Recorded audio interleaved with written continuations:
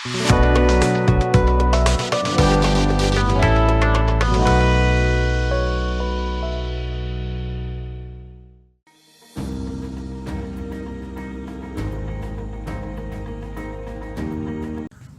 දවසක් දයාබර දරුදැරියනි. අද අපි ඔබ සමග එකතු වෙන්නේ ඔයගොල්ලන්ගේ ව්‍යාපාර අධ්‍යයනයේ විෂයේ 13 වසරේ තියෙන තවත් වැදගත් නිපුණතාවක් සාකච්ඡා කරන්න. ඒ නිසා දැන් ඔබ දන්නවා ඔබේ ප්‍රශ්න පත්‍රයේ ව්‍යුහගත රචනා ප්‍රශ්න පත්‍රයේ එන ප්‍රශ්නවල පළවෙනි කොටසට ඔබට ප්‍රශ්න 4ක් එනවා. දෙවන කොටසට ප්‍රශ්න 4ක් එනවා. ඒ අනුව පළවෙනි කොටසේ එන ප්‍රශ්න 4 ඔබ දැන් දන්නවා.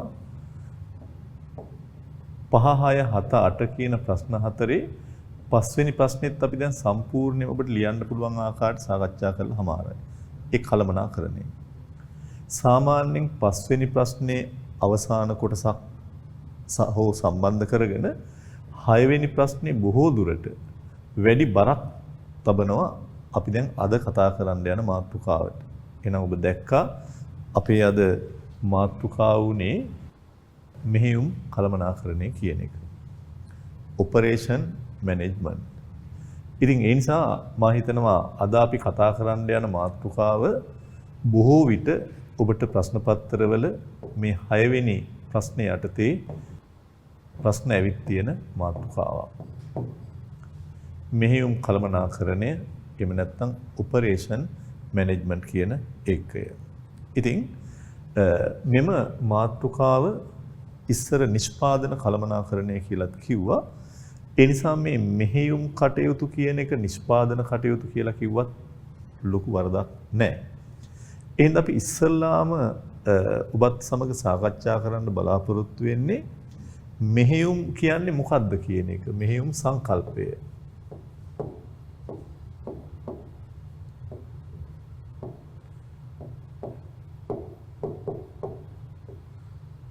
මොකද්ද මෙහෙයුමක් කියන්නේ? ඉතින් මම කියවනේ දැන් මෙහෙයුම් කියන එකට අපිට ඕනනම් නිෂ්පාදනය කියන වචනේත් භාවිතා කරන්න පුළුවන් කියලා. ඒ නිසා මම ඔබ දන්න කොටසකින් පොඩ්ඩක් මේකට ඇතුළත් වෙන්න උත්සාහ දරනවා. ඔබ සාමාන්‍යයෙන් ව්‍යාපාර අධ්‍යයනය කරන දරුවෙක් විදියට මුල්ම මාතෘකාවල නිෂ්පාදන ක්‍රියාවලිය පිළිබඳ කතා කරා. මෙහෙයුම් ක්‍රියාවලිය පිළිබඳ කතා කරා. ඊට පස්සේ කළමනාකරණ පාඩමේ කළමනාකරණ ක්‍රියාවලිය ගැන කතා කරා. දැන් වෙනම මෙහෙයුම් ක්‍රියාවලිය කියන වචනය හරහා අපි ආයෙත් ආපස්සට ඔබ ගෙනියන්න මම උත්සාහ දැරීමක් කරනවා.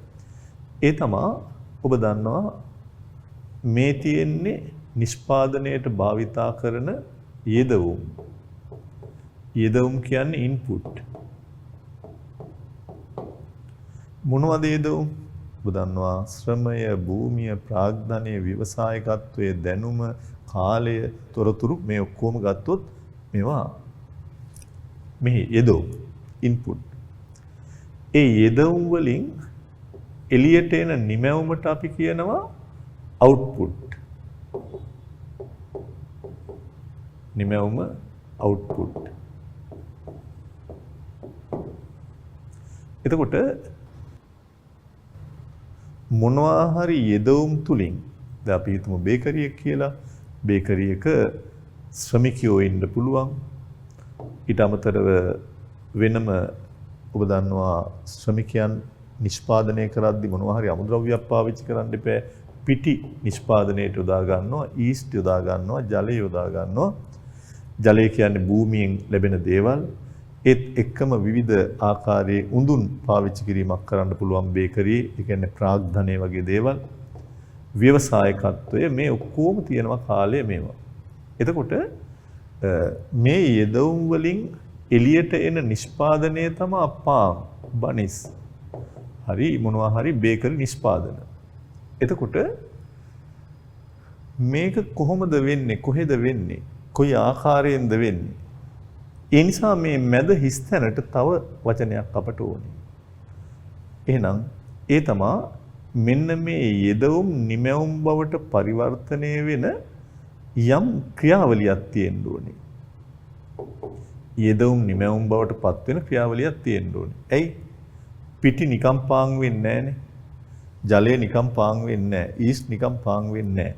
ඒ නිසා මේ ශ්‍රමය පාවිච්චි කරලා ව්‍යවසායකයෙක් ගන්න තීරණ ක්‍රියාත්මක කරන්න නම් විශේෂයෙන්ම අපට සිදු වෙනවා මේ පිටි වතුරේ දාලා පිටි අනලා මේවට අනිත් දේවල් කලවම් කරලා ඊට පස්සේ මේවා හරියටම පාන් නම් කිලෝ විදියට පිටි කපලා ඊට අමතරව මේවා උඳුන් වලට දාලා පිලිස්සෙන්න ඉඩ හරින එක. ඒ නිසා මෙන්න මේ ක්‍රියාවලිය තුල සමහර විට අපට මේවා ජලයේ සමග මිශ්‍ර කිරීම කරන්න වෙනවා. උඳුන් හරහා මේවා පුලුස්සන්න වෙනවා. මේ හැම දෙයක්ම කරන්න වෙනවා. මෙන්න මේ සමස්ත ක්‍රියාවලියට අපි කියනවා මෙහෙයුම් ක්‍රියාවලියක් විදිහට. මෙහෙයුම් ක්‍රියාවලිය. එතකොට මම ඔබෙන් පොඩි ප්‍රශ්නයක් අහනවා. මම මේක හැමදාම උගන්වන අධ්‍යයන ප්‍රශ්නයක්. ඒ ප්‍රශ්නේ තුල ඔබ හොඳ අවබෝධයකින් ඉන්න ඕනේ. මේ මෙහෙයුම් ක්‍රියාවලිය මේ යෙදවුම් නිමැවුම් බවට පත් කරන මේ ක්‍රියාවලියට අපි කියන්නේ නිෂ්පාදනයද නිෂ්පාදිතයද?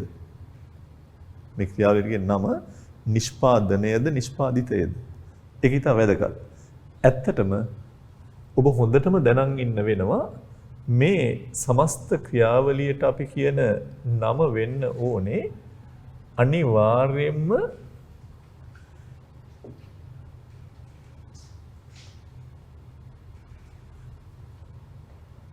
නිෂ්පාදනය. ඇයි? මේක නිෂ්පාදන ක්‍රියාවලියක්. මේ එළියට එන භාණ්ඩය හෝ සේවාවට අපි කියන්නේ නිෂ්පාදිතය. ඉංග්‍රීසි වචන දෙක ඔබ හොඳට මතක තියාගන්න. ඒතර ලේසි make a product නිෂ්පාදිතය, make a production.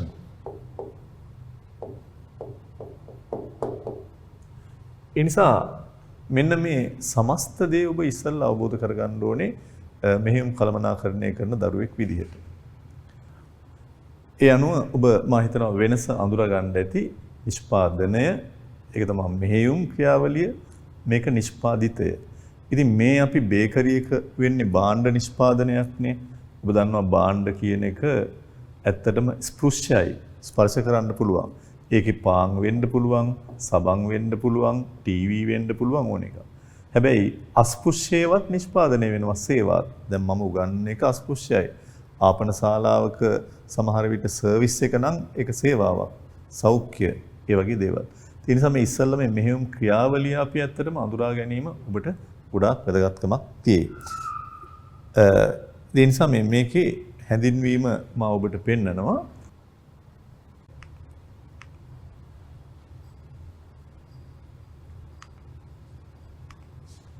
මෙහෙයුම් සංකල්පය නිෂ්පාදන ක්‍රියාවලිය තුළ යෙදවුම් නිමැවුම් බවට පරිවර්තනය කිරීමට අදාළ සිදු කරන සියලු කටයුතු මෙහෙයුම් කටයුතු ලෙස හඳුන්වනවා. ඒක තමයි මෙහෙයුම් සංකල්පයේ යටතේ අපි හඳුන්වන දේ. භාණ්ඩයක් හෝ සේවයක් බවට පරිවර්තනය කරන මේ සමස්ත ක්‍රියාවලිය. ඒ තුළ විශේෂයෙන්ම යෙදවුම් තියෙනවා. නිෂ්පාදිතය නොහොත් නිමැවුම තියෙනවා. මෙතන තියෙන යෙදවුම් නිමැවුම් බවට පත් කරන මේ ක්‍රියාවලිය මෙහෙයුම් කටයුතු කියලා අපි හඳුන්වනවා. එතකොට දැන් සේවා නිෂ්පාදන ව්‍යාපාරවල, භාණ්ඩ නිෂ්පාදන ව්‍යාපාරවල යෙදවුම් නිමැවුම් බවට පත් කිරීම සඳහා සිදු කරන ක්‍රියාවලිය. මොනවා හරි භාණ්ඩයක් වෙන්න පුළුවන්, සේවාවක් වෙන්න පුළුවන්. භාණ්ඩ නිෂ්පාදන ව්‍යාපාරවල මූලික වශයෙන් ස්පෘශ්‍ය දේ නිපදවන්නේ tangible. පාවහන්, කිරිපිටි, සිල් බීම ඒවා. සේවා නිෂ්පාදන ව්‍යාපාරවල නිෂ්පාදනය කරන ලබන අස්පෘශ්‍ය දේ intangible.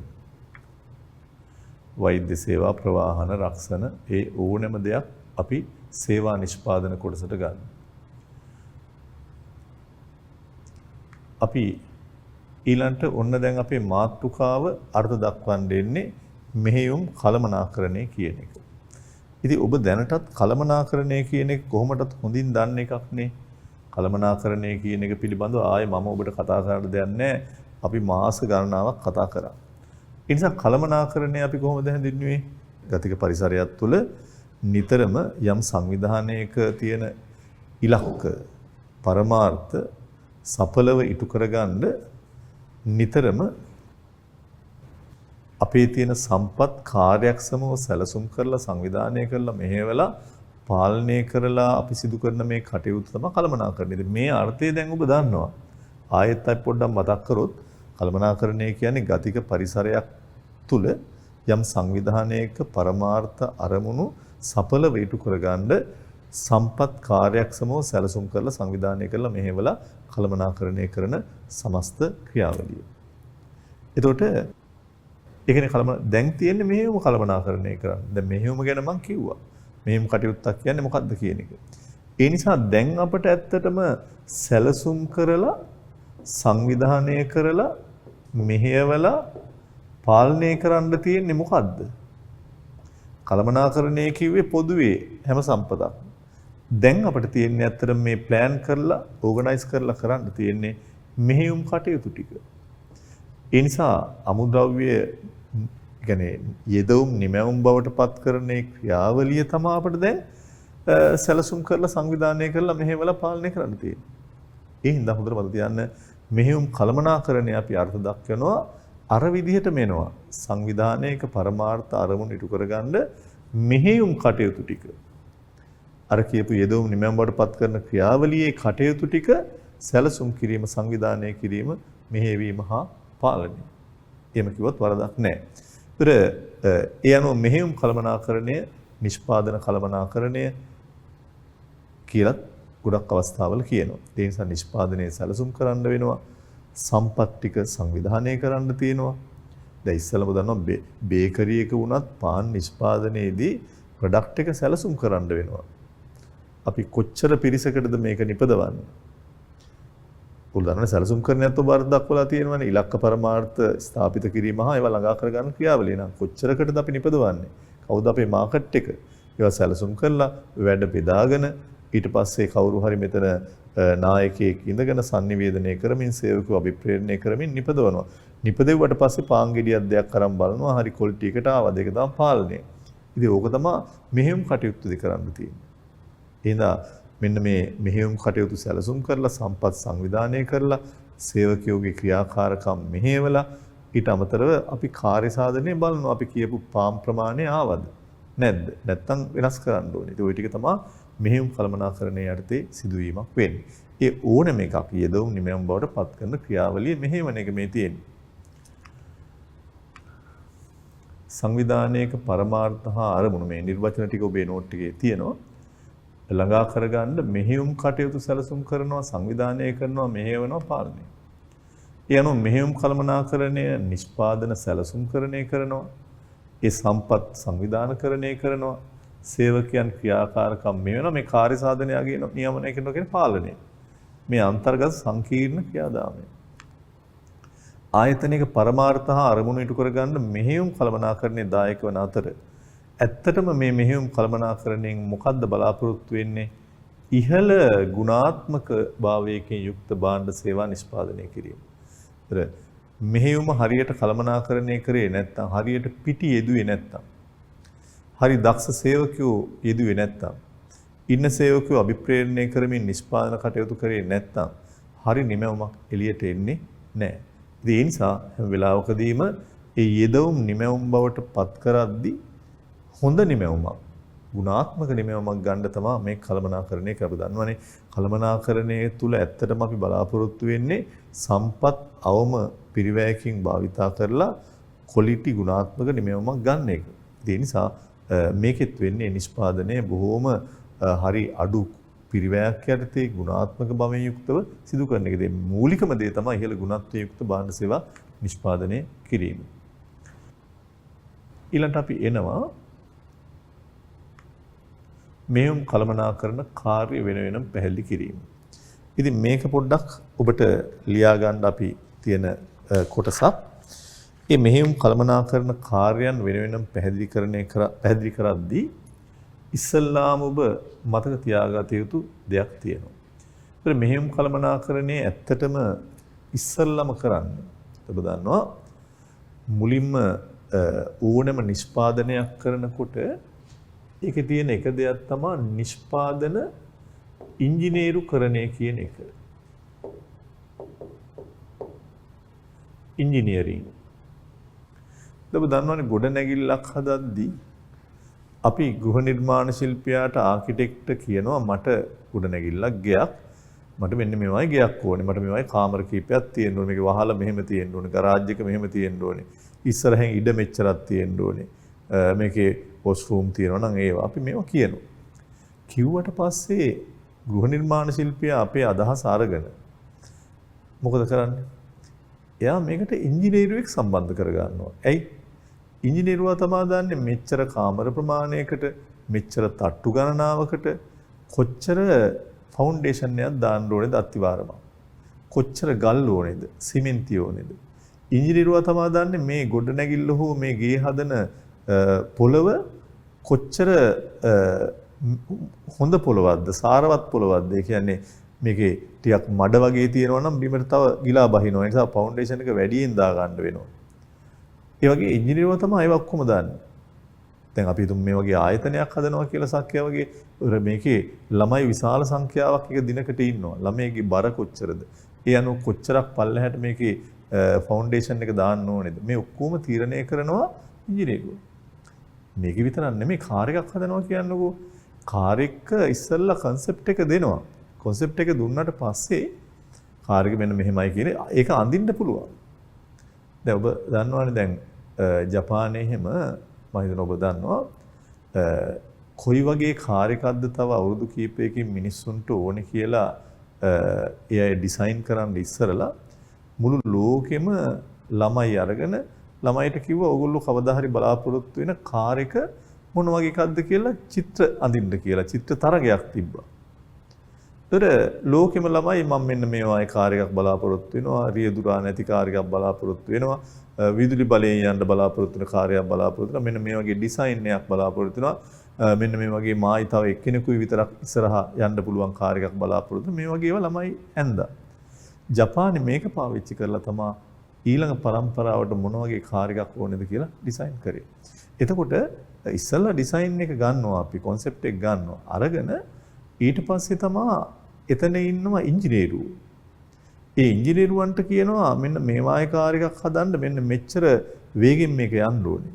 ඒතර එන්ජින් කැපැසිටි එක ඉංජිනේරුවා තමයි තීරණය කරන්නේ. ඒ අනුව මේකේ ටයර් සයිස් එක මෙච්චර වේගෙන් යන්න මෙච්චර බරක් ඌලන්න මොන වගේ ටයර් සයිස් එකක්ද මේකේ තියෙන්න ඕනේ.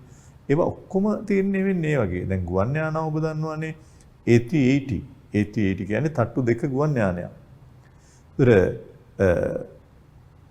දැන් මට කියන්න ඔය A අකුරෙන් පටන් ගන්න ගුවන් යානා මොනවද? A380. සමහරට B අකුරෙන් පටන් ගන්න. ඕක තමයි ලෝකෙ තියෙන ලොකුම මේ නම් දෙක. Airbus Boeing. ඒතර A380 කියන ගුවන් යානය ගත්තොත් මේ ගුවන් යානය ඇත්තටම තට්ටු දෙකක්. මිනිස්සු 500ක් විතර දාන්න පුළුවන් උඩ තට්ටුව හා පහළ තට්ටුවේ. කොච්චර බරක්ද? කොච්චර ඉන්ධන ප්‍රමාණයක් අරන් යන්න ඕනේද මේකට? මේ ඔක්කොම ඉංජිනේරුවා තීරණය කරලා තමයි මේකේ සවිශක්තිය මේකේ ආවරණය කොයි ආකාරයෙන්ද සිද්ධ වෙන්න ඕනේ මේ ඔක්කොම. ඒ නිසා ඉංජිනේරින් කියන එක හැම එකෙම ඉතාම වැදගත්. ඕනෑම නිෂ්පාදනයක මුලින් ඒක තීන්දුව කරන්න ඕන. ඒ නිසා මේකෙදි තමයි තීරණය කරන්නේ අවශ්‍ය යන්ත්‍රාගාර මොනවද? යන්ත්‍ර සූත්‍ර මොනවද? ඊට අමතරව නිෂ්පාදන කාලසටහන කවදා ඉවර වෙයිද? දැන් ලොකු ෆවුන්ඩේෂන් එකක් දාන්න කල් යනවා. ලොකු ගුවන් යානයක් හදද්දී සමහර ටිකට කල් යනවා. කාල පරිච්ඡේදය කොච්චරද? අවශ්‍ය ද්‍රව්‍ය, ගුණාත්මක මේ ගුණත්වය ඔක්කොම තීරණය කරන්නේ මේ ඉංජිනේරු කරන. ඒ නිසා මුල්ම කාර්යය තමයි ඇත්තටම මෙහෙයුම් කළමනාකරණයේදී ඉංජිනේරු කරන්නේ. ඒක ඔබට ලියා ගන්න පුළුවන් අංක 1.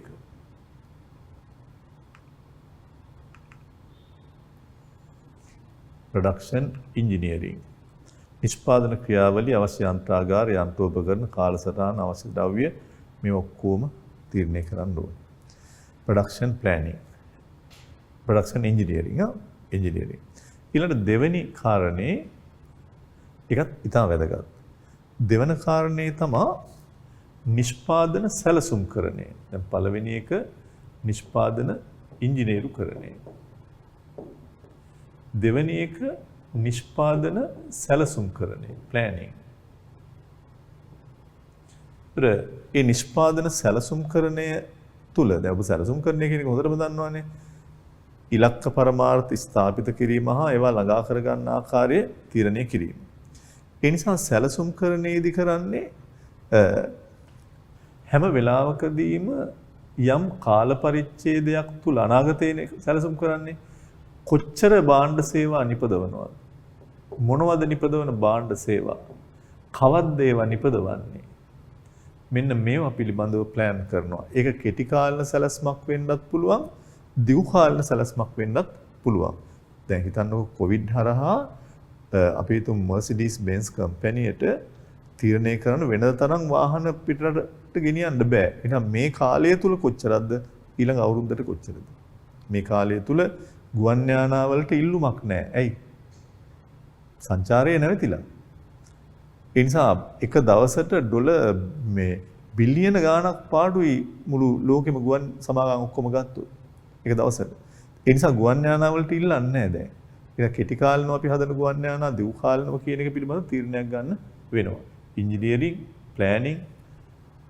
ඒතර මේකත් ඔබට ලියා ගන්න පුළුවන්. දෙවෙනි කාරණේ විදිහට ඔබට ලියන්න පුළුවන් නිෂ්පාදන සැලසුම්කරණය. අනාගත කාල පරිච්ඡේදය තුළ කුමන භාණ්ඩ සේවාවක් කෙසේ නිපදවනවද, කවර දිනක නිෂ්පාදනය කරනවද කියලා සිදු කරන එක. ඒක කෙටි කාලන, දිගු කාලන විදිහට සැලසුම් කරන්න පුළුවන්. ඒකත් ලියා ගන්න. මම එනවා තුන්වෙනි කාරණේට. දැන් ඔන්න ඉංජිනේරු පැත්ත කතා කරා. මොනවද යන්ත්‍ර සූත්‍ර, මොනවද ද්‍රව්‍ය. ඊළඟට ප්‍රොඩක්ෂන් එක අපි දැන් ප්ලෑන් කරා. කොච්චරද කරන්නේ, කවද්ද කරන්නේ. දැන් ඉතින් ඊළඟට මොකද්ද කරන්න ඕනේ? ඊළඟට තුන්වෙනි කාරණේ තමයි අපිට සිදු වෙනවා ද්‍රව්‍ය මිලදී ගැනීමට. දැන් ඉංජිනේරුවරු තීරණය කරලා තියෙන්නේ කොච්චර ගල්වලද, කොච්චර සිමෙන්තිද, කොච්චර වෙනත් උපකරණ ඕනේද, යන්ත්‍ර සූත්‍ර මොනවද ඒවා. දැන් අපි අවශ්‍ය ප්‍රමාණයෙන් අවශ්‍ය අවස්ථාවලදී ද්‍රව්‍ය ගන්නවා අඩුම වියදමකින් යුක්තව. ඒක තමයි තුන්වෙනි කාරණේ විදිහට අපිට ලියා ගන්න තියෙන්නේ. ද්‍රව්‍ය මිලදී ගැනීම. මොන දැන් අපි ද්‍රව්‍යත් මිලට ගත්තා. දැන් මොකද අපි කරන්නේ? අපි ඒ කියන්නේ පර්චේස් කරා. දැන් අපි ඇත්තටම ප්‍රධාන ඒවා ටික කතා කරානේ. ඊට පස්සේ අපිට තියෙන වැඩේ තමයි ඔන්න දැන් ඉංජිනේරුකරණය, ඉංජිනියරින්, ඊට පස්සේ නිෂ්පාදන සැලසුම්කරණය, ඊට පස්සේ ද්‍රව්‍ය මිලදී ගැනීමක් කරා. ඊළඟට නිෂ්පාදන පාලනයක් කරන්න වෙනවා. හැම වෙලාවකම මේ පාලනය කියන එක වැදගත්. දැන් පාලනය මොකද්ද කරන්න කියන්නකෝ? පාලනය කරන්නේ සැලැස්මට අනුව සිදු වෙනවද කියලා බලන එක. විචලනයන් තියෙනවා නිවැරදි කරන එක. ඒ නිසා දැන් ද්‍රව්‍යත් අරගෙන නිෂ්පාදනය කරන ගමන් අපි බලනවා වරින් වර මේ ප්ලෑන් එකට දෙයන් නියම කාලයට සැලසුමේ තියෙන කාලයට අනුවද මේ යන්නේ. හරි ඉලක්කවලට යනවද? එහෙම යන්නේ නැත්නම් අපි හිතමු වැහි කාලයක් අහු වුණා මේ ගොඩනැගිලි හදන අතරතුර. දැන් යන්න බෑ. දැන් මොකද්ද මේකට කරන්නේ එහෙනම්? එහෙනම් වෙනද වගේ එකක් ඉවර වෙලා අනිත් එක්ක කරන කල්ලි නැතුව දෙකක් එකවර කරගෙන යනවා මේ වේගය හදා ගන්න. ඒ වගේ නිෂ්පාදන පාලනයක් කරනවා. පාලනයක් කරලා විචලනයන් තියෙනවා නම් අපි හොයලා බලනවා අන්තිමට මොකද අපි කරන්නේ. ඊළඟ කාරණේ තමයි දැන් මෙතන ඇත්තටම මේ තව දෙයක් මට කියන්න ඕනේ. දැන් පාලනය කියද්දී ගොඩාක් දේවල් යන්ත්‍ර පාලනය කරන්න වෙනවා. යන්ත්‍ර වලින් හරියට එනවද නැද්ද? තොග ඇති වුණාද මදි වුණාද තොග පාලනය වැදගත්ම එක තමයි ගුණත්ව තත්ත්ව පාලනය ක්වොලිටි හරියට ඇවිල්ලාද කියලා බලනවා. ඊට අමතරව සමහර විට වෙනම පිරිවැය අපේ කොස්ට් එකත් බලන්න සමහර ටික කාලයක් ඇද්දි පිරිවැය වැඩි වෙලා ඒක කොහොමද අඩු කරගන්නේ. ඊට පස්සේ අන්තිම එක තමයි අපි කතා කරන්නේ විශේෂයෙන් පර්යේෂණ සහ සංවර්ධනය. Research and development. දැන් ඔබ දන්නවනේ ලෝකේ වැඩියෙන්ම පර්යේෂණ වලට වියදම් කරන සමාගම් තමයි Toyota, Honda, Mercedes, BMW මේවා. ඇයි මේ පර්යේෂණ කරන්නේ? පර්යේෂණ කරන්න හේතුව තමයි දැන් මේ කරයි යන නිෂ්පාදිතය ගැන අනාගත නිෂ්පාදිතය පිළිබඳව ඇත්තට මේවා වැඩි දියුණු කිරීම පිළිබඳව ඒ වගේම තොරතුරු එකතු කරනවා. නැත්තම් දැන් දැන් මම අවුරුදු 20කට උඩදී උගන්නපු දේ මම දැන් ඉගෙනුවා නම් මට මෙතන ඉන්න බෑ. ඒ නිසා අපි පරිේශන සංවර්ධන තුලින් බලාපොරොත්තු වෙන්නේ හැම වෙලාවකදීම පවතින නිෂ්පාදනයේ පිළිබඳ ක්‍රියාවලිය පිළිබඳ තොරතුරු එකතු කරනවා. මොනවද වෙනස්කම් කරන්න තියෙන්නේ? කොහොමද වැඩි දියුණු කරගන්නේ කියන දේවල් හොයලා බලන එක. ඉතින් එහෙම වුණොත් තමයි අනාගතයට පුළුවන් වෙන්නේ. දැන් අද හදලා තියෙන ටෙස්ලා කාර් එක ගත්තොත් මේක වසර ගණනාවක පරිේශනවල ප්‍රතිඵලයක්. ඉතින් ඒ නිසා මේ මෙහෙයුම් කළමනාකරණයේ නිකම්ම මේ භාණ්ඩයක් හදනවා කියන එක නෙමෙයි. ඒ නිසා ඊට එහා රිසර්ච් ඩෙවලොප්මන්ට් පැත්ත ගොඩාක් වැදගත් වෙනවා. ඒකට තමයි වෙළඳපොළ තුල යායට රැඳිලා ඉන්න පුළුවන් වෙන්නේ. ඒත් අපි ලියාගත්ත ප්‍රධාන කරුණු 3ක් ද්‍රව්‍ය මිලදී ගැනීම දක්වා 4වෙනි කරුණත් අපි දැන් ලියා ගන්නවා. ඒ තමයි නිෂ්පාදන පාලනය. ස්ථාපිත කොට තියෙන ඉලක්ක සපුරා ගන්නවා නම් කොහොමද කියන එක පිළිබඳව එහෙම විචලනයන් තියෙනවා නම් ඒවා වෙනස් කරන්න ඕනේ. ඒ පාලනය යටතේ ඔබට කිව්වා මම විශේෂයෙන්ම පැති කීපයක්. ඒ තමයි පාලනය යටතේ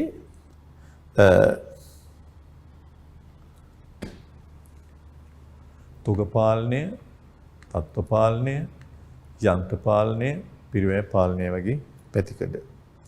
ඒක ඔබේ සටහනේ තියෙනවා. එතන මේකේ තියෙන අවසාන කාර්ය අපි ගන්නවා. ඒ තමයි පරිේශන හා සංවර්ධනය R&D. නිෂ්පාදනය ක්‍රියාවලිය පිළිබඳව අනාගත දේවල් ගැන අපි තොරතුරු ඒක රාශී කරලා වැඩි දියුණු කරලා පරිේශන සිදු කිරීම කරනවා. මේ ක්‍රියාවලිය අපිට පුළුවන් සටහනකින් පෙන්වන්න ඔබට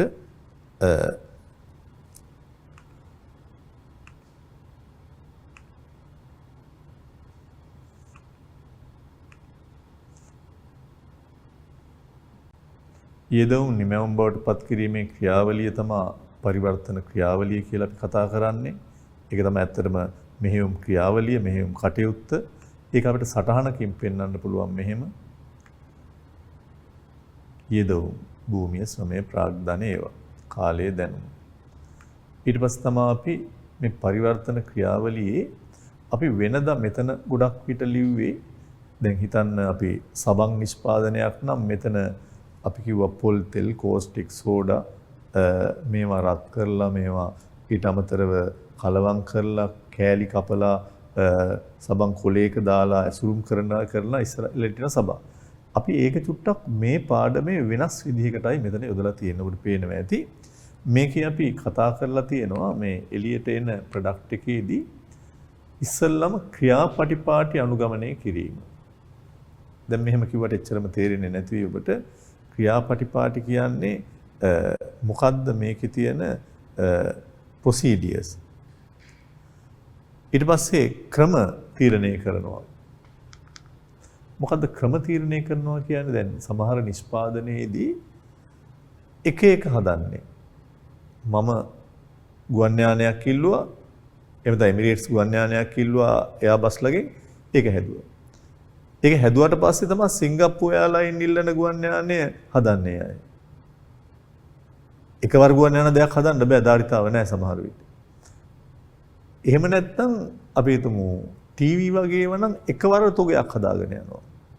ක්‍රමයේ තීරණය කරනවා අපි එක එක හදනවද, එකවර කීපයක් හදනවද. ඊට පස්සේ අවශ්‍ය ප්‍රමාණයට සම්පත් යොදවලා ඒ තාක්ෂණික දැනුම යොදා ගන්නවා. මොකක්ද අපි මේකට භාවිතා කරන තාක්ෂණය? මෙතන තමයි අර ඉංජිනේරුකරණය ඒ ඔක්කොම දකින්න තියෙන්නේ මෙතන තමයි. මේ ක්‍රියාපටිපාටි අනුගමනය කරලා ක්‍රම තීරණය කරලා සම්පත් යොදවලා තාක්ෂණික දැනුම යොදාගෙන අන්තිමට භාණ්ඩයක් හෝ සේවයක් නිපද වෙනවා. ඉතින් මේ කටයුත්තේදී ඔබට මතක දැන් මේවා උදාහරණ වලින් එහෙම ඔබට කියන්න පුළුවන් වෙන්න ඕනේ. පාන් නිෂ්පාදනයක නම් මොකද්ද ක්‍රියාපටිපාටිය? පාන් නිෂ්පාදනයක මොකද්ද ක්‍රමය? එකවර පාන් රාත්තල් හදන්නේ නැහැ නේ 500ක් එකවර. ඒකට කියන්නේ අපි ඉස්සරහට කියනවා ඒවා බැච් ප්‍රොඩක්ට් එකක්. ඒ නිසා දැන් අපි හිතමු ටීවී වගේ නා එක දිගට නිපදවම යනවා ප්‍රවාහ නිෂ්පාදනය. ඊට පස්සේ අවශ්‍ය ප්‍රමාණයට සම්පත් කොච්චරක්ද කියලා යොදවලා ඒකේ තාක්ෂණික දැනුම යොදා ගැනීමක් කරනවා. හොඳයි. අපි ඊළඟට ටිකක් වෙනස් කොටසකට එන්නේ. ඒ තමයි value added එහෙම නැත්නම් එකතු කළ අගය. අපි ඇත්තටම දැන් මේක මෙතෙන්ට භාවිතා කිරීමක් කරන්නේ විශේෂයෙන්ම මේ නිෂ්පාදනයේදී අපට හැම වෙලාවකදීම සැලකිල්ලට ගන්න වෙනවා මේ ගණනය කිරීම.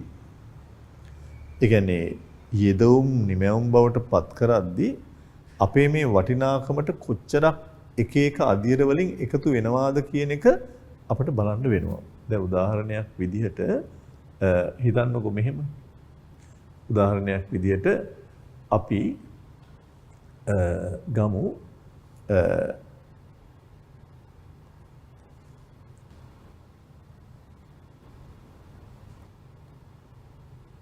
සහල් නිෂ්පාදනය.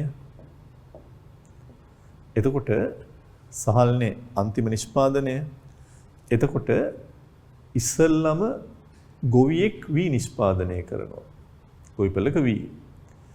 ඒ වී ටික ගන්නවා වී මෝල් හිමියෙක්. වී ටික ගන්නවා වී මෝල් හිමියා. වී මෝල් හිමියා වී ටික අරගෙන ඊට පස්සේ වී මෝල් වල සහල් හදනවා. ඊට පස්සේ වී මෝල් වලින් සහල් වෙලෙන්දු සහල් ගන්නවා. අරගෙන සහල් වෙලෙන්දු ඒ සහල් ටික පාරිභෝගිකයාට අලෙවි කිරීමක් කරනවා. අපි ඔහොම උදාහරණයක් ගත්තොත් ඒතර වී ගොවියා අපි හිතමු වී විකුණනවා. නිෂ්පාදනයේ වටිනාකම. එයා විකුණනවා 1000කට. සරල උදාහරණයක් මම ගත්තේ.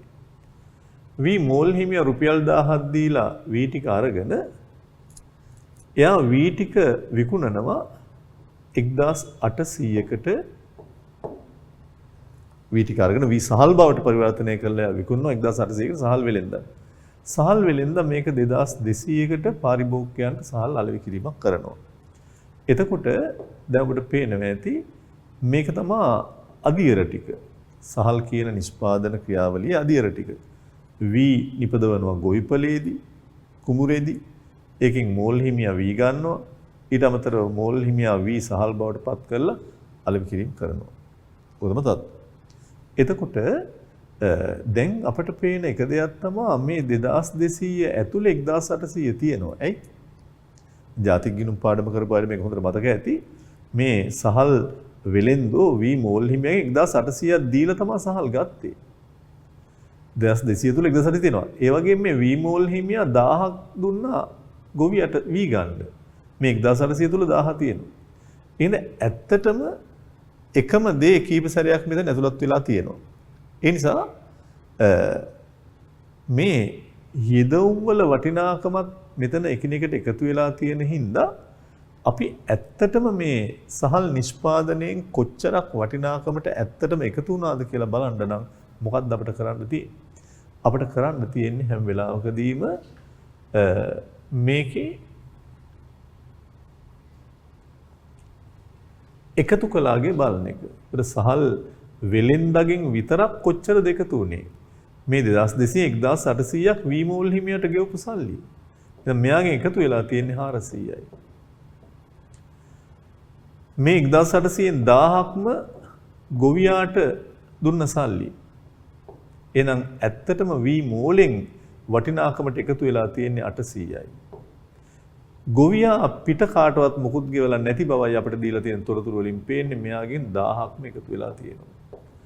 ඒ නිසා මේ ක්‍රියාවලිය තුල එකතු වෙලා තියෙන්නේ සහල් නිෂ්පාදනයෙන් එක එක අදියර වලින් ඔක්කොම 2200යි.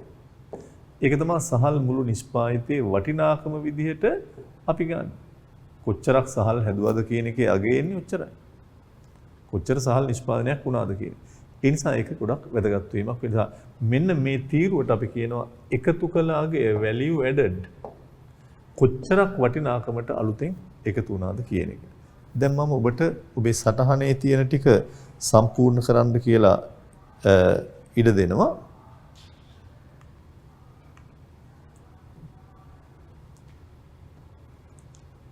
එකතු කළාගේ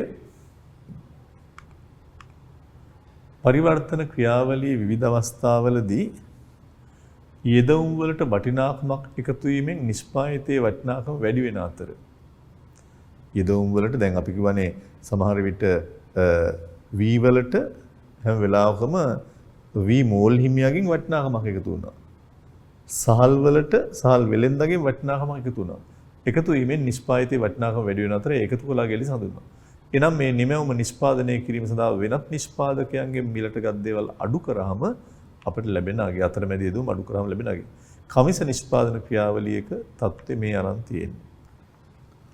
ඔබ මාත් සමග මේක හැදුවොත් ඔබට තවත් අවබෝධ ලැබේ. පටන් ගමු. මේක කමිස නිෂ්පාදන ක්‍රියාවලියක් සම්බන්ධයෙන් තියෙන එකක්.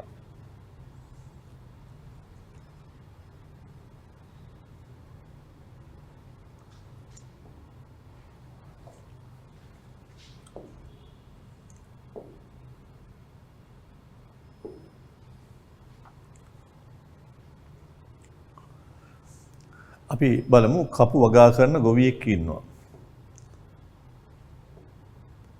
ඊළඟට රෙදි නිපදවන කෙනෙක් ඉන්නවා.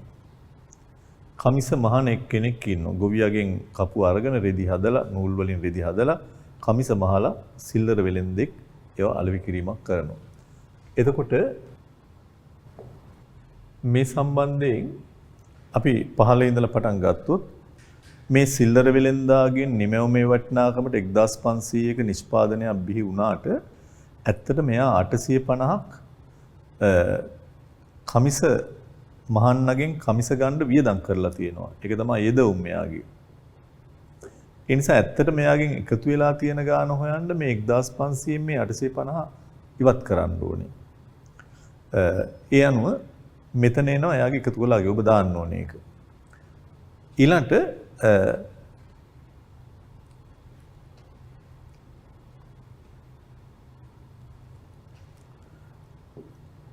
මේ 850 කමිස මහන්නගේ නිමැවුම වුණාට එයා කමිස මහන්නේ රෙදි අරගෙන 450 පිටස්තර කෙනෙක්ගෙන් ගත්ත 450ක් එයා ළඟ තියෙනවා. එහෙනම් ඒක ඉවත් වෙන්න ඕනේ. ඒතර 850න් ඒ 450 අඩු වුණාම තමයි මෙතෙන්ට ඉලක්කමක් දාන්න ඕනේ. 450ක් රෙදිපිල් නිෂ්පාදකයාගේ නිමැවුම වුණාට මේ 450 තුල කපු ගන්න ගිය 150ක් තියෙනවා ඇත්තටම. ඒක වෙන කෙනෙක්ගේ නිමැවුමක්. ඒක මෙයාකින් විතරක් කොච්චරක් ඇත්තටම මේ වටිනාකමට එකතු වුණාද කියලා බලන්න මේ 150 අඩු වෙන්න ඕනේ. මෙයා පිටස්තර මුකුත් අරන් නැති බවයි අපිට පේන්නේ. තොරතුරු නැහැ. ඒ නිසා අපි එකතු කළාගේ හොයද්දී 150න් මුකුත් නැත්තම් උත්තරේ 150යි. 150න් බිඳුවක් 150යි. 450න් 150ක් අඩු වුණාම 300යි. 850න් 450ක් 400යි. 1500න් 850ක් 150යි. 1500න් 850ක් 650යි. ඒ අනුව අපිට පේනවා මෙතන මුළු එකතු කළාගේ දැන් ඇත්තටම අපිට මේවා ටික එකතු කරොත් ලොකු ගාණක් එනවා. හැබැයි ඒවැ එකක් ඇතුලේ තව එකක් තියෙනවා 1500 ඇතුලේ 850 850 ඇතුලේ 450 තියෙනවා. නමුත් මේවා ටික විතරයි ඇත්තටම එකිනෙකා සත්‍ය වශයෙන්ම තමන්ගේ නිමැවුමට එකතු කරගත්ත ඒවා. ඒ නිසා ඒවැ අගේ එනවා මෙතන 4යි 3යි 7යි 1යි 8යි 850යි 900යි 650යි 900යි 1500ක්. 1500ක් එකතු කළාගේ ඒ නිසා අවසාන නිමැවුමේ වටිනාකම කියන්නේ ඇත්තට මේකනේ අවසාන නිමැවුම. ඒ අගේම තමයි මේ එන්නේ. ඒ නිසා ඔහොම ඉලක්කම ඔබට දාගන්න පුළුවන්.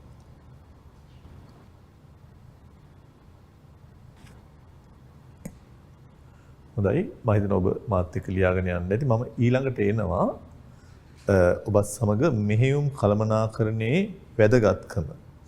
අපි මේ කතා කරන මාතෘකාව ඇයි වැදගත් වෙන්නේ? මේ යෙදවුම් නිමැවුම් බවට පරිවර්තනය කරද්දී මේ සැලසුම් කරලා සංවිධානය කරලා මෙහෙवला පාලනය කරලා කරන එකයි වැදගත්. සමහරු නිෂ්පාදන කරනවා කිසිම ප්ලෑන් එකක් නැහැ, සැලැස්මක් නැහැ, ඉංජිනේරුකරණයක් නැහැ. ඒ වගේම පාලනයක් නැහැ. නමුත් අපි මේ ඉලක්ක පරමාර්ථය ඉටු කරගන්න මෙන්න මේ නිෂ්පාදනයේ සැලසුම් කරලා ඒ වගේම නිෂ්පාදන කටයුතු හා සම්පත් සංවිධානය කරලා මෙහෙवला පාලනයක් කරනවා. ඇයි ඒක වැදගත් වෙන්නේ කියලා අහන්නේ.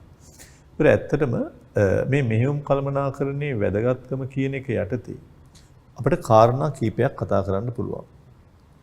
අපි මුලින්ම කතා කරපු කාරණේ ඔබට මතක ඇතිනේ.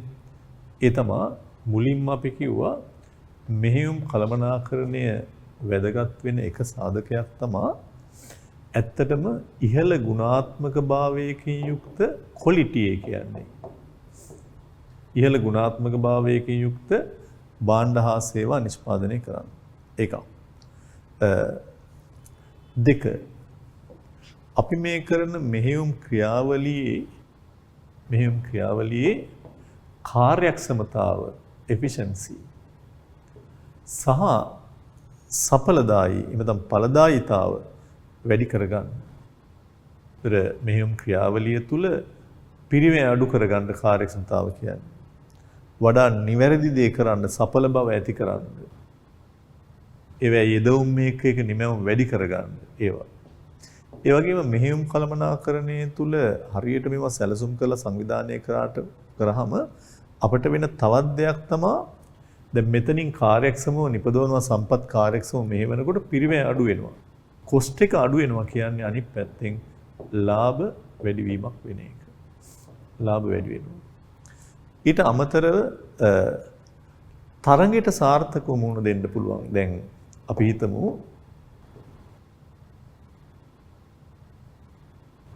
Mercedes Benz හදනවා. ඔය අතරතුර BMW උත් හදනවා. මේ දෙකට යනවා. ඊට පස්සේ එන Audi කියන කම්පැනිය ඒ අය ඇත්තටම අරට වඩා කාර්යක්ෂමව අඩු වියදමකින් බොහොම අලංකාර විදියට මේ කාර් වර්ගයේ මත වාහන වර්ගයේ හදන්න පටන් ගන්නකොට Audi වලට පුළුවන් වෙලා තියෙනවා ඇත්තටම වෙළඳපොළ විශාල වශයෙන් අල්ලගන්න මේ තරංකාරීත්වයේ තුල. ඒ නිසා නිතරම හොඳ සැලසුම් කරණයක් යටතේ නිෂ්පාදන කටයුතු කරනවා නම් තරඟය රැක් ගන්න පුළුවන්. ඉහළ තරංකාරීත්වයකට මුහුණ දීමේ හැකියාවක් තියෙනවා. ඒ විතරක් නෙමෙයි ඉතින් හැම වෙලාවකම දන්නවනේ සැලසුම් කරලා සංවිධානය කරලා යමක් යනවා කියන්නේ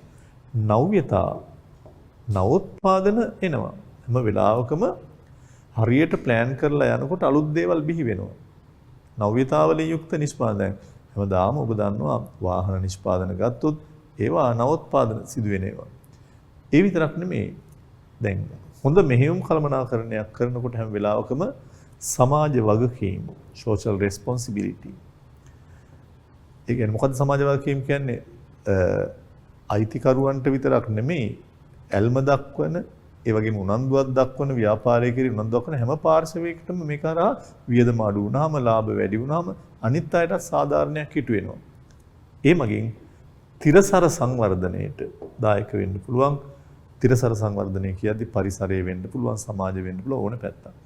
ඒ නිසා ගුණාත්මක බව වැඩි වෙන එක, කාර්යක්ෂමතාවයෙන් නම් වෙන එක, පිරිවැය අඩු කරගන්න එක, ලාභ වැඩි වෙනවා. තරඟයට සාර්ථකව මුහුණ දෙන්න පුළුවන් නව්‍යතාවය කළමනාකරණයේ වැදගත්කම මෙහෙයුම් කළමනාකරණයටත් එනවා. ඒ නිසා මේ ඕන එකක් ඔබට කතා කරන්න පුළුවන් මේ සම්බන්ධයෙන්. ඒ නිසා මෙහෙයුම් කළමනාකරණය නොකරත් මැනේජ්මන්ට් කරන්නේ නැතුව පාලනයක් කරන්නේ නැතුව ඔය යන්න පුළුවන්. හැබැයි ඒක වියදම වැඩි. අපතේ වැඩි. ලාභ අඩුයි. තරඟයට මුහුණ දෙන්න බෑ වෙන කවුරු හරි වෙළඳ පොළට ඇවිල්ලා. ඒ නිසා මේ කාරණා ටිකත් ඔබට වැදගත්. ඒකේ පළවෙනි කරුණු දෙක ඔබට ලියා ගන්න පුළුවන්.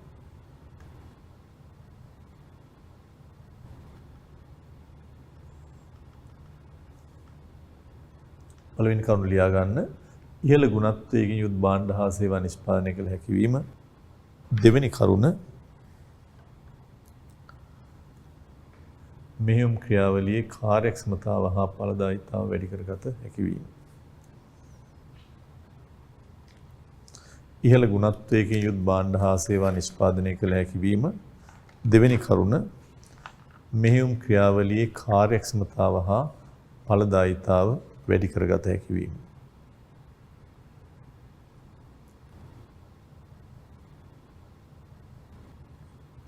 මෙහෙයුම් ක්‍රියාවලියේ කාර්යක්ෂමතාව හා ඵලදායීතාව වැඩි කරගත හැකි වීම.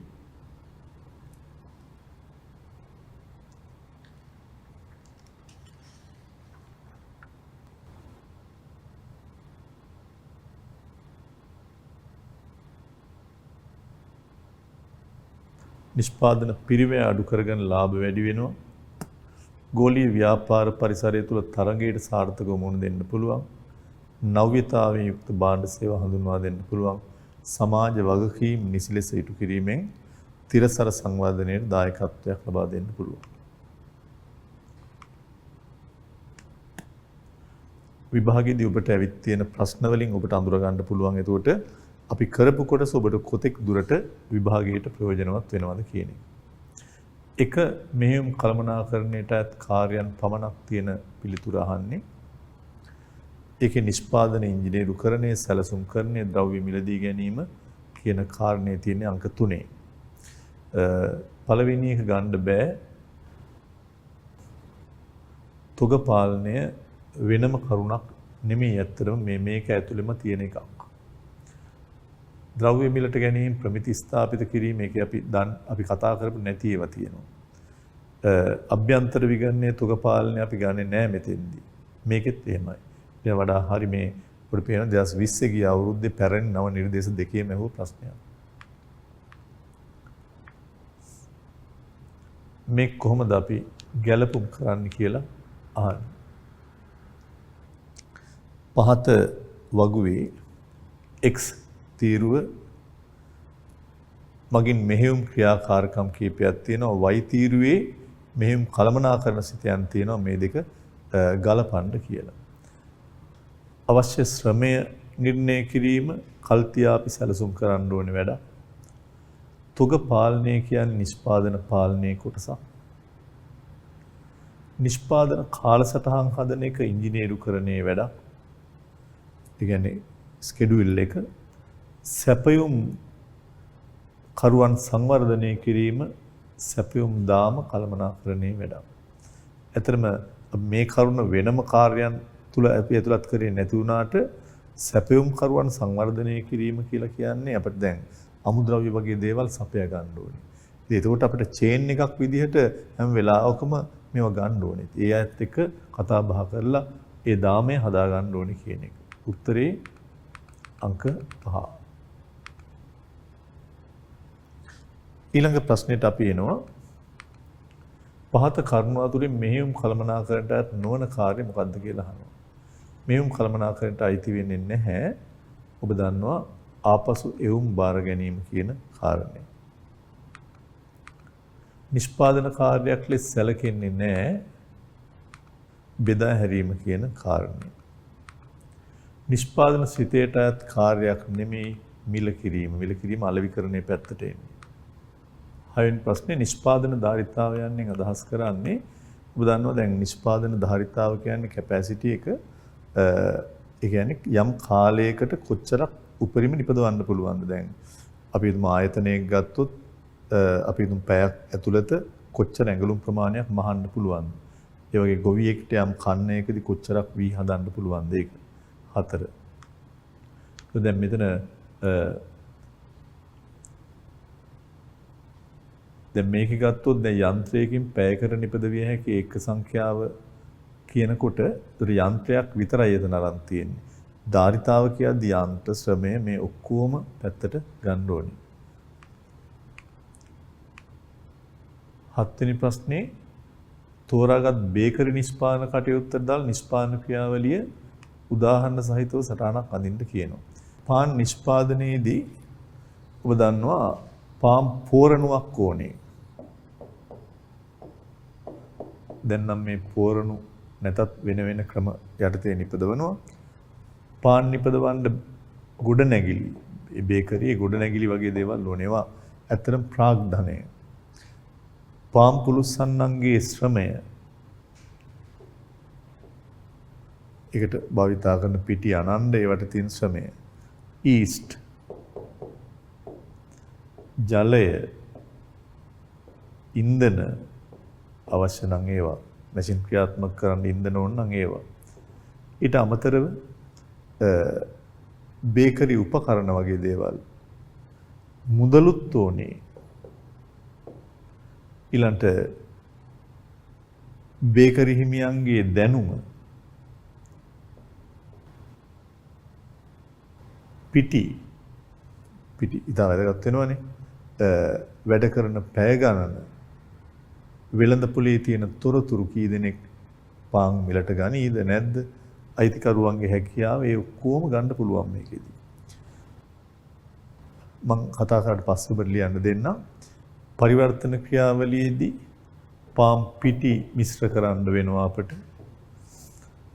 ඊට පිටි මිශ්‍ර කරාට පස්සේ ඒ බර ප්‍රමාණය බර කිරීමක් කරන්න වෙනවා. පාන් රාත්තලකට දාලව නම් ඒවා. ඊළඟට වෙනම ඒවා පාන් සකස් කිරීමක් කරලා පාන් පිලිස්සීමක් කරන්න වෙනවා.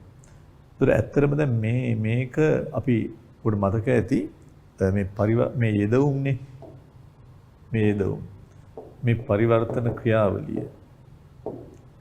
ඒතර මේකේ හැම වෙලාවකදීම ඔබ දකින්න ඇති අපි කලින් කතා කරා නිෂ්පාදන ක්‍රියාපටිපාටිය තීරණය කරනවා. කොහොමද කරන්නේ? මොකක්ද ඊළඟට කරන්නේ? ඊට පස්සේ අපි නිෂ්පාදන ක්‍රමය දැන් පාන් වගේ එකදී අපි කිව්වා බැච් එකක් එකවර තමයි විශාල ප්‍රමාණයක් නිපදවන එකවරකට මෙච්චරක්. ඊට අමතරව කොච්චරක් යෙදවුම්, ඒ කියන්නේ පිටි කොච්චරද ඕනේ, ඒවා ඔක්කොම ද්‍රව්‍ය ලබා ගැනීම කරනවා අපි කරලා තමයි පිලිස්සීම් කරන්නේ. ඒතර තාක්ෂණයත් භාවිතා කිරීම කරනවා ටෙක්නොලොජි එක මොකක්ද අපි පාන් නිපදවන. සමහර බේකරිවල ඔබ දන්නවා අතින් පිටි අනලා එහෙම දානවා. සමහර ඒවා මැෂින් වලින්ම පිටි ඇනිලා මැෂින් වලින්ම බේකරි නිෂ්පාදන විදිහට එළියට එනවා. ඒ එළියට එන නිෂ්පාදනය තමයි ඇත්තටම නිෂ්පාදිතය ප්‍රොඩක්ට් එක පාන්. ඒ අනුව මේක ඔබට ලියා ගන්න පුළුවන්.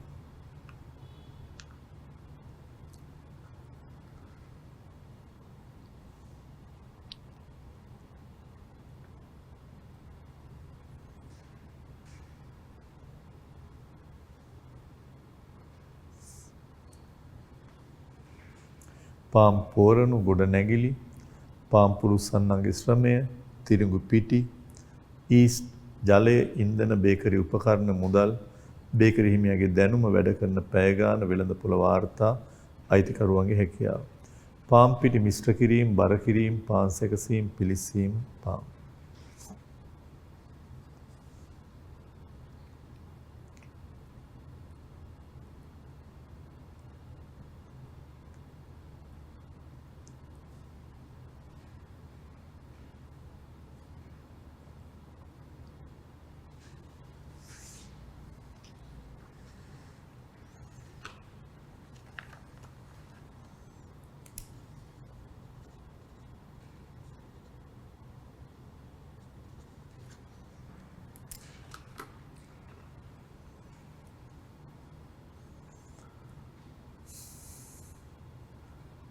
පාම් පෝරණු ගොඩ නැගිලි පාම් පුරුස්සන්නගේ ශ්‍රමය තිරිඟු පිටි ඊස්ට් ජලය ඉන්ධන බේකරි උපකරණ මුදල් බේකරි හිමියන්ගේ දැනුම වැඩ කරන පැය ගාන වෙළඳපොළ වාර්තා අයිතිකරුවන්ගේ හැකියාව කියලා යටින් තියෙනවා. බේකරි හිමියන්ගේ දැනුම වැඩ කරන පැය ගාන කාලය වෙළඳපොළ වාර්තා අයිතිකරුවන්ගේ හැකියාව වෙළඳපොළ වාර්තා අයිතිකරුවන්ගේ හැකියාව